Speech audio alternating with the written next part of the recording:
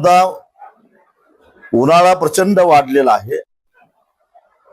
वाढलेला उन्हाळा असताना पिकाला पाण्याची गरज आहे आणि भीमा नदी कोरडी ठणठणीत पडलेली आहे.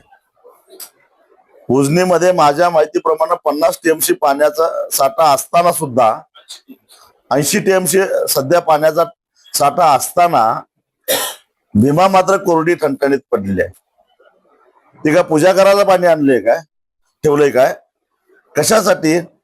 वाळू ठेकेदारांच्याकडून पैसे घेऊन, लाच घेऊन जर शेतकऱ्यांची पिकं हे वाळवणार असतील तर 2 दिवसाच्या आत जर का भीमा नदीमध्ये उजनीतून पाणी सोडलं नाही तर या भीमा नदीच्या काठावरच्या दोन्ही काठाच्या गावातले शेतकरी 28 तारखेला म्हणजे सोमवारी उजनी धरणामध्ये जलसमाधीचं आंदोलन करतील.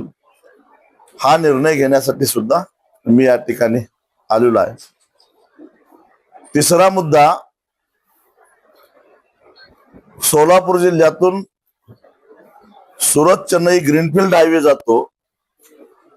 त्याचा अवॉर्ड होऊन 21 माझ्या माहितीप्रमाणे 21-22 ला 3.5 वर्षे होऊन गेली, परंतु सरकारकडे पैसे नाहीत म्हणून शेतकऱ्यांना ते पैसे दिले गेलेले नाहीत.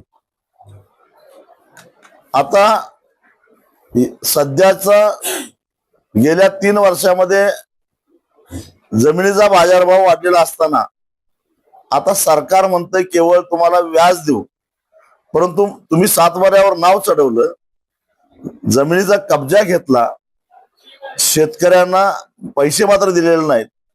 त्यामुळे हे सगळं व्यवहार बेकायदेशीर ठरतात. आम्ही लवकरच एक याचिका कोल्हापूर खंडपीठासमोर दाखल करतोय.